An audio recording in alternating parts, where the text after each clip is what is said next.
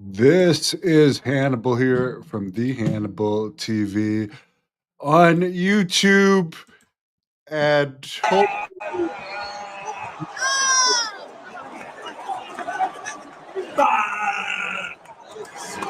again. This is not it. I just find it very funny to see Hulk Hogan It ain't about this messed East up. Coast, it ain't about West Coast. It's about who's got the biggest toast. Hey. By the way, in his Gawker documentary that is very boring overall, but where he said Hulk Hogan was about having a full head of hair on the stand while wearing a bandana. One of the funny things that they discuss while he's on the stand during that Gawker trial was he's questioned if his toast, what he's talking about there, is actually 10 inches, which he allegedly has said on a Bubba the Love Sponge radio show. But apparently he said he was talking about the character Hulk Hogan, not Terry Bollea. So I guess when he's in the character Hulk Hogan, he's more endowed than when he is just Terry Bollea. But yeah, that whole Gawker stuff with the N word is still coming back to haunt him. But that has nothing to do with other than him being drunk, allegedly throwing beers into the crowd. There's no confirmation it was him that actually hit this woman, but an Akron, Ohio woman is suing Hulk Hogan and his Real American Beer Company for an incident that happened on August 19th, 2024, where Michelle Hatukazwicks, which I'm probably pronouncing wrong, says that Hogan was throwing beer into the crowd and she was hit and had to get 10 stitches to close up her wound and got permanent scarring. This happened at the Thirsty Cowboys bar. And no one's doubting that Hogan and the event organizers were throwing beer into the crowd that night, according to reports.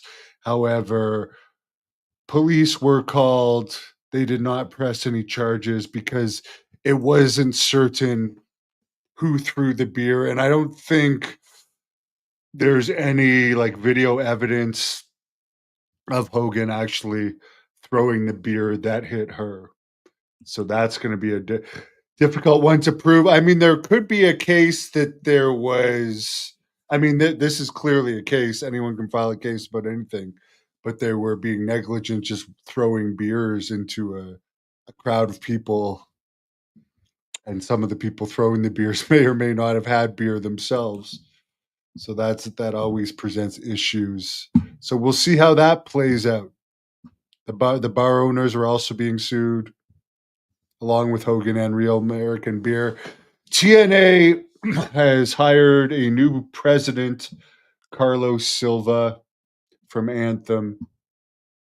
The other executive was also kind of an unknown guy like Carlos Silva, more of an executive, not involved in wrestling after the massive flop that Scott D'Amore was financially to TNA. Josh Matthews and Christy Hemme have also been released by TNA. Josh Matthews, I never thought he was really any good. A tough enough guy that I guess was a hanger on in TNA a long time. Christy Hemme, I wasn't even aware she was still part of TNA. So no big losses there. Of course, WWE and TNA are working very closely together now, and they've actually announced a multi-year deal. A lot of people believe they will eventually buy the company, but there's a lot going on with those two. Have I said the N word in my life? Actually, I haven't. I haven't. I'm no innocent person as far as not having a wild side by any stretch of the imagination. But that's just not something I've ever said. Vince charges dropped. Yeah, they announced that a while ago, and it was confirmed again today. Money Mike Piper's good, but she's not enjoying the cold. Have a great evening.